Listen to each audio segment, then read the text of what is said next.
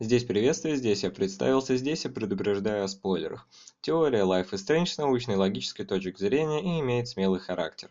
Первое наблюдение, которое необходимо подчеркнуть, неизвестно, задумывали ли это создатели игры или нет, но игра не о путешествии во времени. Почему? Для начала необходимо рассмотреть физическую модель мира игры.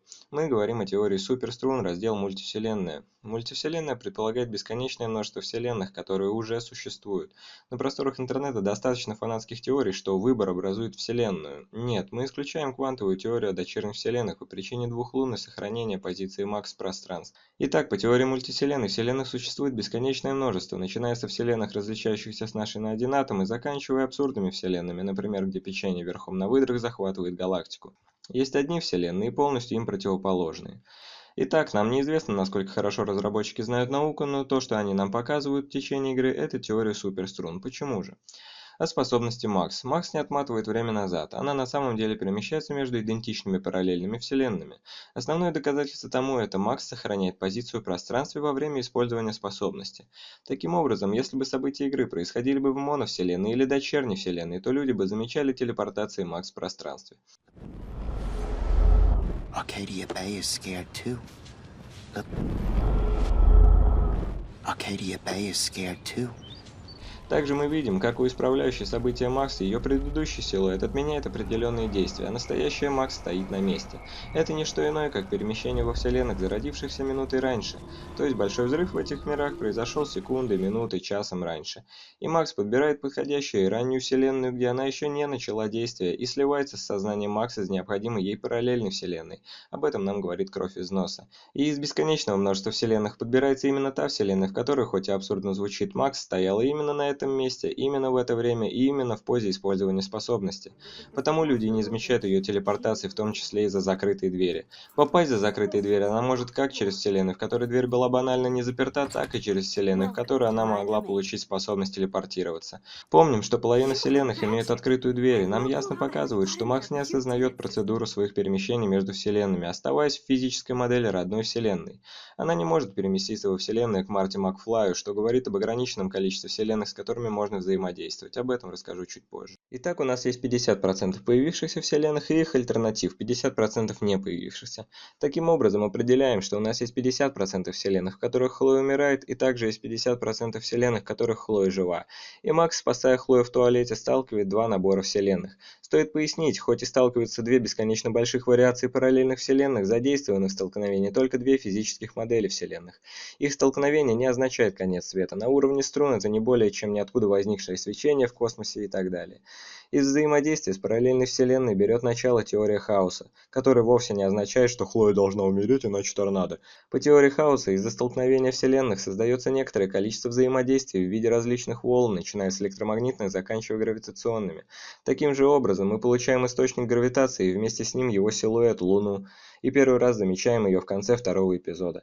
Отсюда и море погибших птиц, а вследствие приливных сил, как и из-за изменений в климате, так и в фауне киты выбрасываются на берег. Также усиленная гравитация стягивает облака, формирует циклон на всем побережье. А в эпицентре столкновения вселенных в обновленных климатических условиях и со всеми волновыми эффектами столкновения холодного и теплого фронта формирует торнадо более 10 баллов. Связано это именно со столкновением вселенных, ведь Макс несколько раз видит торнадо в нескольких эпизодах, и при этом Хлои рядом нет, зато есть Лань. Подводя итог, жизнь Хлои не зависит от того, появится торнадо или нет, но девушки этого не знают, ошибочно трактуя теорию хаоса. Также именно струнная теория мультивселенной подтверждается двумя лунами и перемещением Макс в пространстве между вселенными, исключая перемещение во времени и создание альтернативных вселенных. Однако, возможно, и сами разработчики намекают, да и сами игроки пытаются додумать, что Хлоя должна умереть, а-ля серия фильмов «Пункт назначения». Ведь она может умереть в туалете, может умереть от рикошета, может умереть под поездом, от пули Джефферсона, но Макс тоже может умереть на свалке, под бревнами, под деревом, под поездом, под поездом, под поездом, от Фрэнка, от Джефферсона, под столбом. Так что не знаю, что там хотят разработчики и что там видят фанаты, но это не пункт назначения. Смерть сопровождает дорогу приключений, избегать ее – это и есть суть приключений на задницах героинь. Далее, так как мы выяснили, что действие происходит в мультивселенной теории струн в начале и конце первого эпизода, и мир, в который попадает Макс в пятом эпизоде, не являются кошмаром. Да, помните печенье и выдр? Есть вселенные, в которой птицы во время урока начинают убиваться об окна, и никто не обращает на это внимания. Есть вселенные с висящими в пространстве кусками земли, на которых герои ищут Макс и так далее. Есть вселенные с событиями ваших снов и ваших кошмаров.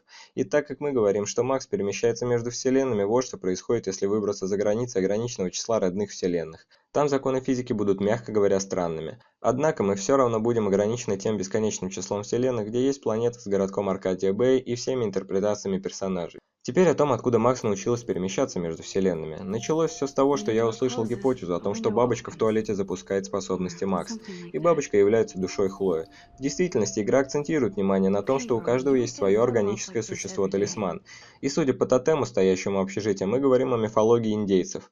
Это действительно так, у них было принято, что душа человека вышла и может вернуться обратно в животное. Именно поэтому в игре можно судить о появлении бабочки в туалете. Бабочка – органическое существо-талисман Хлои и должна принять душу Хлою. Почему не бабочка запускает способности Макс? Да потому что игра начинается с того, что у Макс уже есть задатки этой способности. Она перемещается во вселенную к торнадо в пятницу, а потом перемещается в класс в понедельник, где заснула на уроке. Бабочка отпадает, и в туалете Макс не более чем обнаруживает свои способности, которые уже у нее были. И как мы помним, у торнадо была замечена призрачная лань, которая перемещается между вселенными вместе с нами, и которая наблюдает за Макс в течение игры. Потому мы и можем предположить, что лань дает ей эту способность. Мое изначальное мнение было о Рэйчел, так как лань лежит на месте могилы Рэйчел и, исчезая, наблюдает за Макс и Хлоей, обнаруживших ее труп, и как бы грустно опускает голову. И лань постоянно наблюдает за нами всю игру. Однако лань часто встречается в аксессуарах Макс, одежда, медальон, что намекает на то, что лань – животный талисман Макс. Однако у Макса бабочка встречается на футболке, и пули на веревочке, одежду Рэйчел носит. Таким образом, мое мнение сформировалось где-то 3 к 1 в пользу Рэйчел, которая в принципе могла определенным способом мотивировать духов и сама стать талисманом Макс. И я в принципе являюсь сторонником данной гипотезы. Почему? О фактах данной гипотезы. Поставим себя на сторону таинственной Рэйчел. Нам прямо говорят, что Хлою любит Рэйчел, и достаточно прямо намекают, что Хлоя влюблена в Рэйчел. Ну а Рэйчел считала Хлою просто подругой, и вследствие такой любви начала отдаляться, встречаться с Фрэнком, что, как мы помним, разбивает Хлое сердце. А теперь мы возвращаемся к теории струн и философии о духах. Мультивселенная подразумевает более 4 измерений, 10-11. Мы живем в трехмерном пространстве и четвертом время. А духи, демоны, ангелы, мы можем судить из множества других различных произведений искусства, могут существовать вне пространства и времени. Вспомним фильмы про одержимых, когда демоны знают информацию, которую одержимый человек знать не может. О, тебе уже не вернуть расположение Господа, священник, после того, что ты сделал. И ставим сюда дух Рэйчел. Ее убили, она видит родную вселенную и знает, вскоре ее убийца поплатится, но... В ее родной вселенной, ее лучшая подруга Хлоя с разбитым сердцем, брошенная любимыми людьми за жизнь 3 раза, умирает в туалете далеко не достойной смертью без ответов на свои вопросы. И в живых, буквально под рукой, есть один человек, который может все исправить и полюбить ее так, как та заслуживает. Именно поэтому Макс начинает обладать способностями в родной вселенной, где Хлоя умирает. Подчеркиваю, родная вселенная, место до того, как Макс сталкивает вселенные и спасает одну из бесконечности разновидностей Хлою. Одну из разновидностей мы видим в 5-м эпизоде. Подводя итоги, Джефферсон плохо заканчивает во всех известных игре вселенных. В первую его ловит полиция с Дэвидом по наводке Макса и Хлои, во вторую его сдает Нейтан. Обычная работа при допросе. Как убил, передозировка, зачем сфоткал, любимый учитель научил. Потому Рэйчел не озлобленный дух. И все сводится к простому. К счастью подруги, не заслужившей смерть. В финале у нас 2 выбора. Либо усилия Рэйчел были напрасны, Макс не продемонстрировал влюбленность в Хлою, Хлоя умрет, наконец обретя новую форму в виде бабочки. Столкновение вселенных не произойдет, и город останется существовать. Либо у Рэйчел получилось, Макс продемонстрировал свои чувства к Хлое, и теперь они счастливы и влюблены друг в друга. И мечта Хлои свалить из города сбылась. Конечно, можно было спасти и людей в городе, и Хлою, но героини об этом не знали из-за ошибочной трактовки теории хаоса.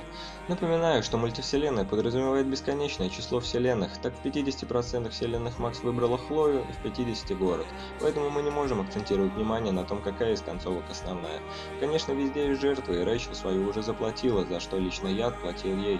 Здесь прощаюсь, где-то в параллельных вселенных это видео стало прорывом. Мнение может различаться даже с разработчиком игры, вдруг они не знают теорию струн, можете комментировать.